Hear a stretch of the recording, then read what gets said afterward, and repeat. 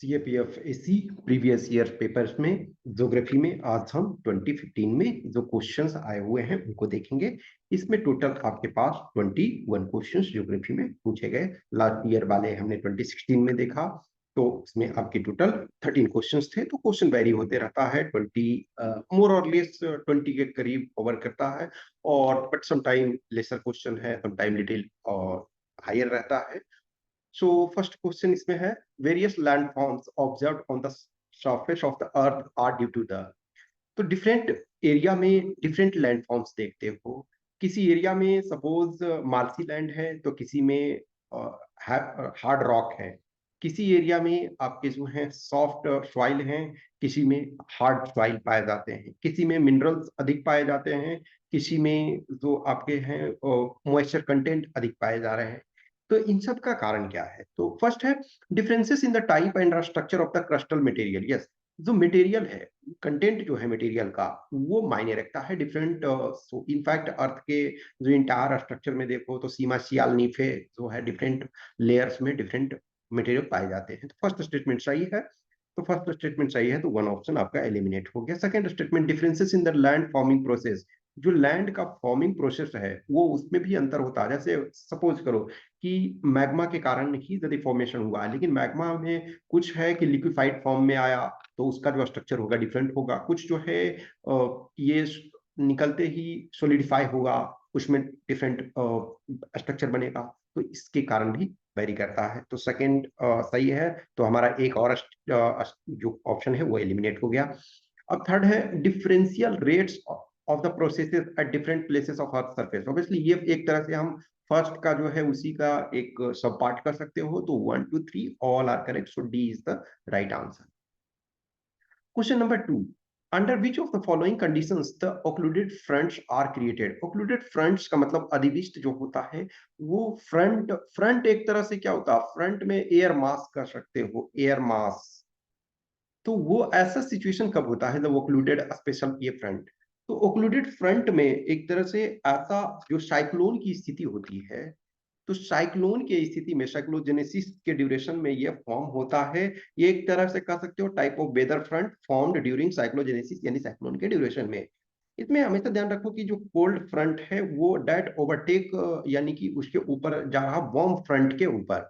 तो when the front remains stationary, ना वो स्टेशनरी इनफैक्ट इसके पहले जो हमने डिस्कस किया है उसमें हमेशा ध्यान रखो कि जब भी ये फ्रंटल लाइक सिचुएशन बनता है तो जब स्टेशनरी होगा तो ये नहीं बनेगा, अनस्टेबल जरूर होना चाहिए। तो पहला तो आप ऐसे ही एलिमिनेट करोगे, जो पहला एलिमिनेट किए तो आपका वन ऑप्शन एलिमिनेट हो गया।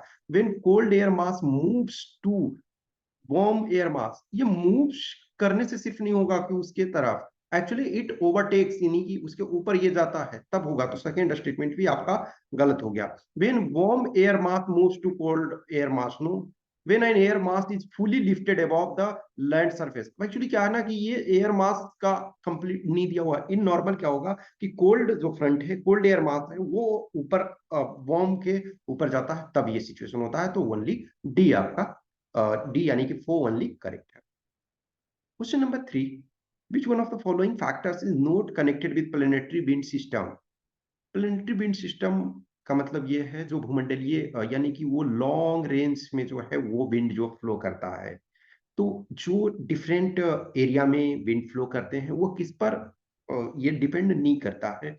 तो फर्स्ट है latitudinal variation of the atmospheric heating. Yes, जो डिफरेंट वायुमंडल है, जो डिफरेंट आपका लेटिट्यूड है, वो उसमें आपका एयर है वो डिफरेंट रेट पे गर्म होता है। तो उस पर डिपेंड करता है। तो यस, इस पर करता है, तो ये हमारा आंसर में शामिल नहीं होगा।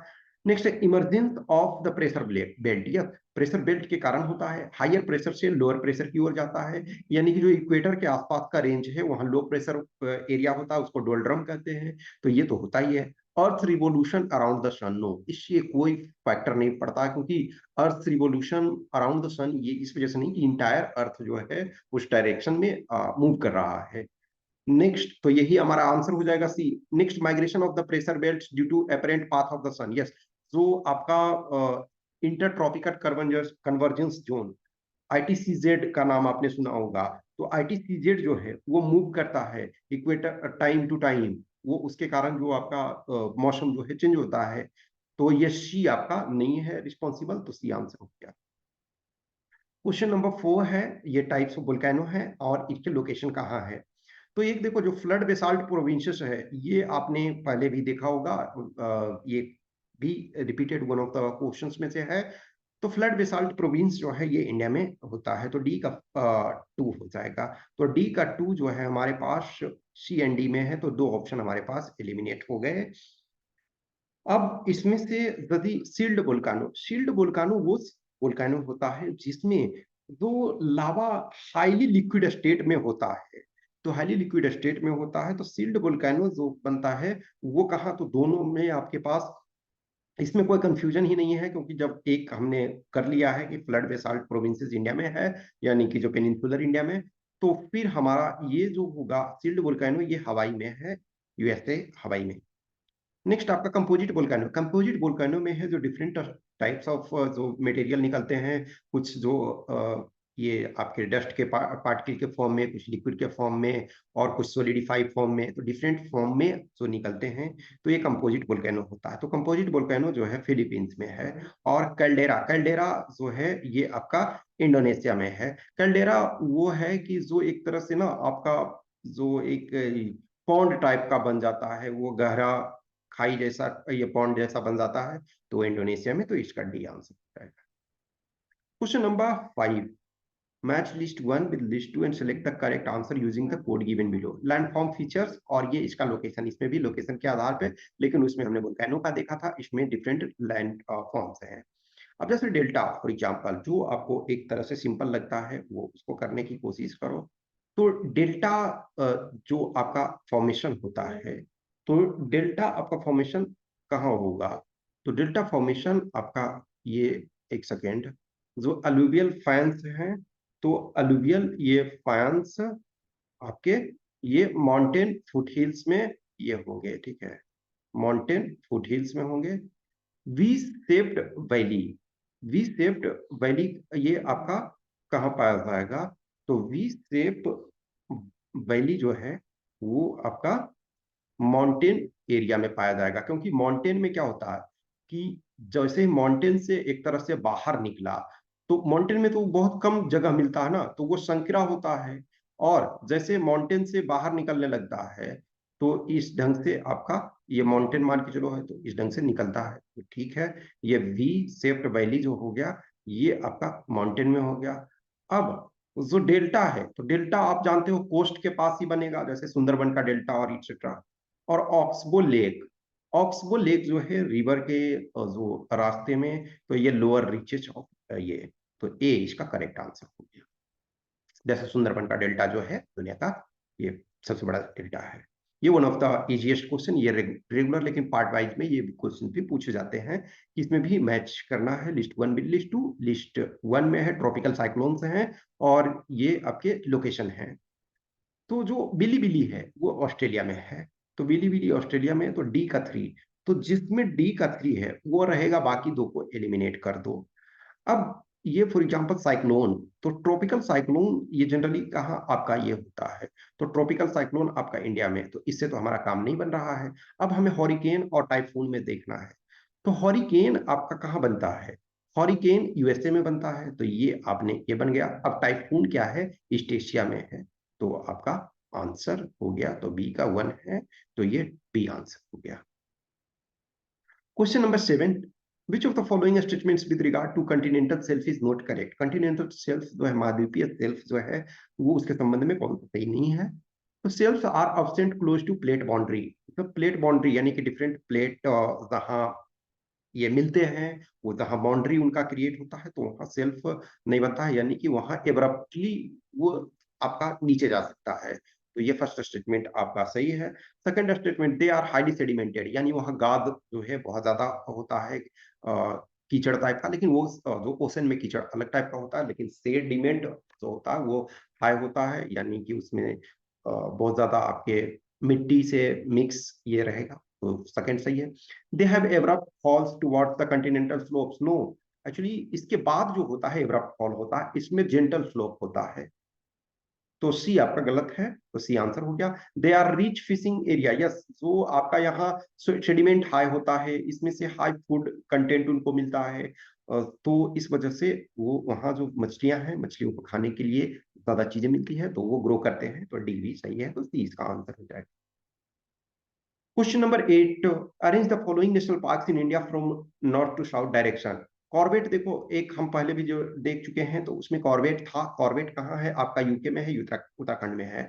अब इसमें से ना एक आप जानते हो, तो आपका आंसर बन जाएगा। नागरहोल जो है, नागरहोल आपका कर्नाटक में है, तो कर्नाटक में है, तो इसका मतलब है कि ये सदर्न मोस्ट में होगा, क्योंकि इंद्रावती जो है वो छत्तीसगढ़ में है, दंतेवाड़ा में, और जो माधव नेशनल पार्क है वो आपका मध्य प्रदेश में शिवपुरी डिस्ट्रिक्ट में है।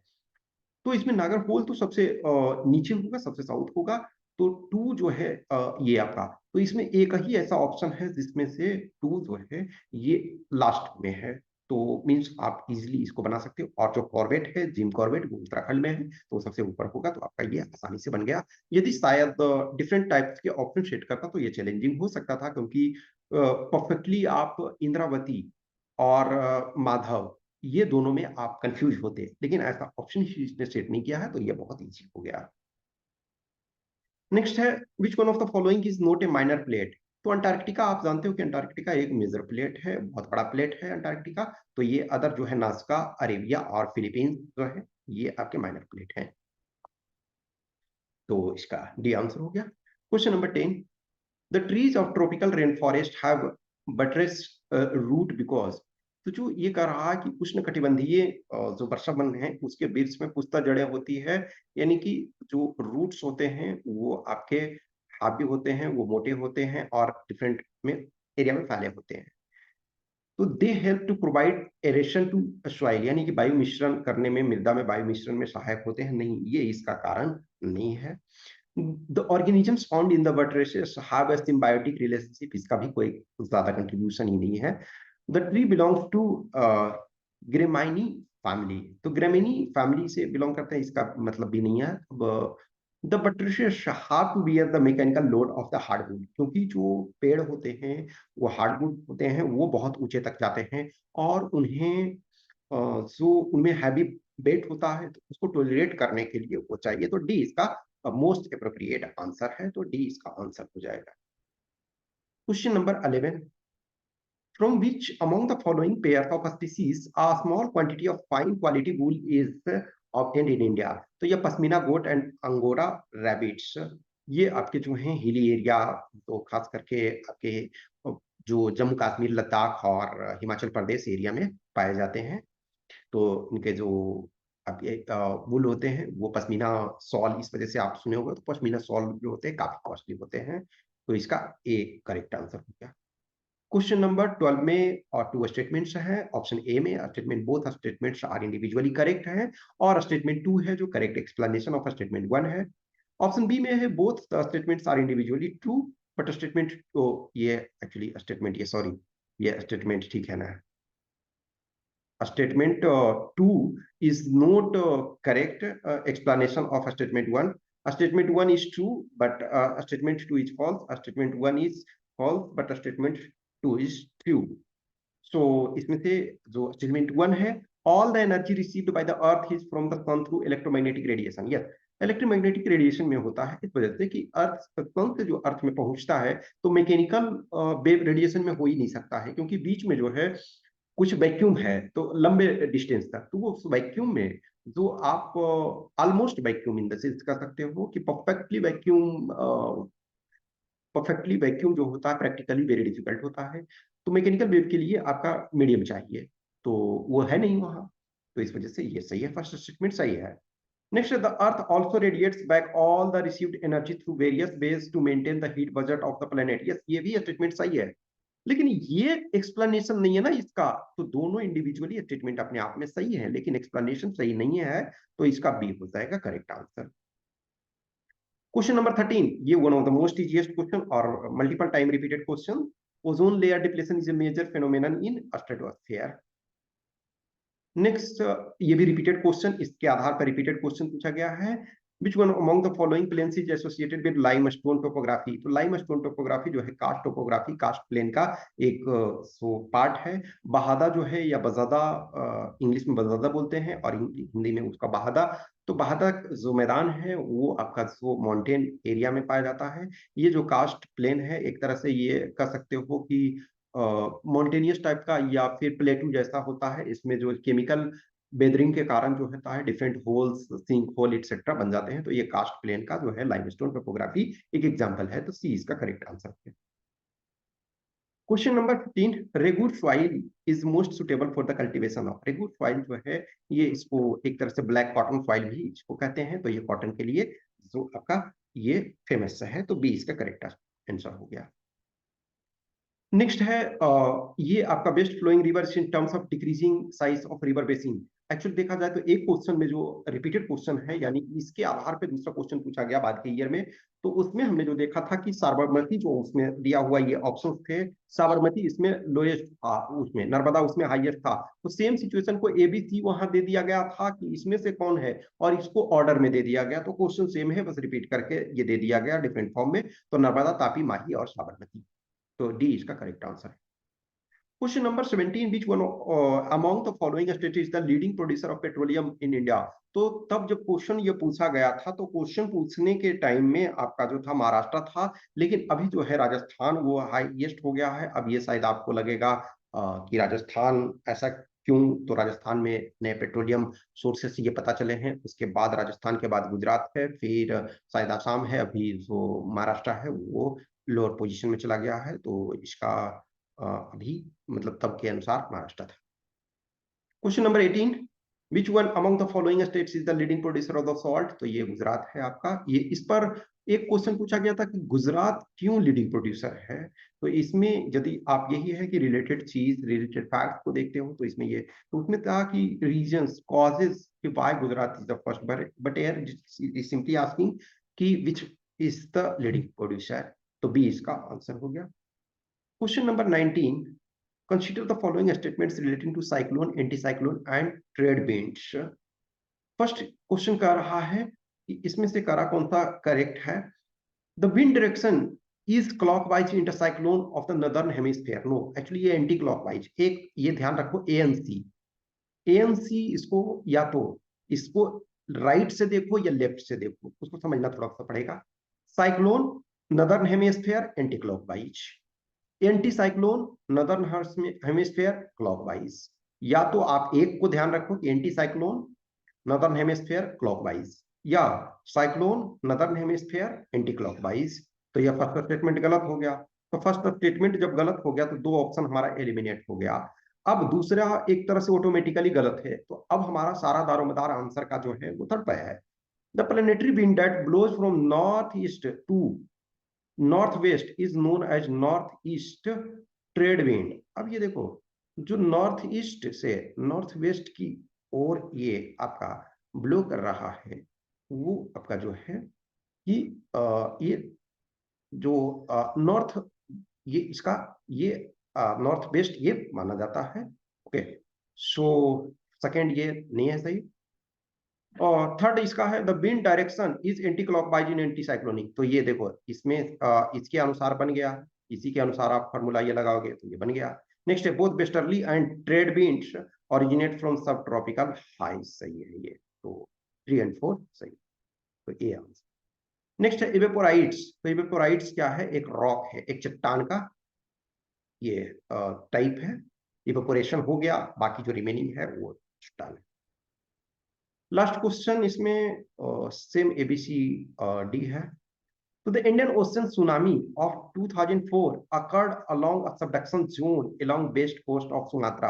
अब ये बहुत पुराना है लेकिन समटाइम यू शुड नो। तो सबडक्शन जोन का होता है, सबडक्शन जोन में एक जो मान के चलो कि दो चट्टाने हैं, यहाँ दो कह सकते हो कि रॉक सिस्टम है। तो एक को दबा दिया तो एक नीचे चला गया। तो जब नीचे गया तो वो उससे एनर्जी, अब ये ऊपर थोड़ा उठ जाएगा तो एनर्जी उसमें से रिलीज बहुत ज्यादा होता है और वो एक तरह से जो एरिया वहां है वो अनस्टेबल हो जाता है। तो ये फर्स्ट स्टेटमेंट सही है।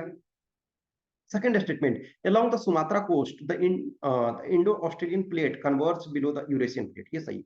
लेकिन ये दोनों रिलेटेड नहीं है ना, दोनों अपने आप में सही है, तो इस वजह से बी हो जाएगा। तो इस वजह से ये 21 क्वेश्चंस इसमें हो गए 2015 के। नेक्स्ट वाले में हम 2014 का देखेंगे। Okay, thank you.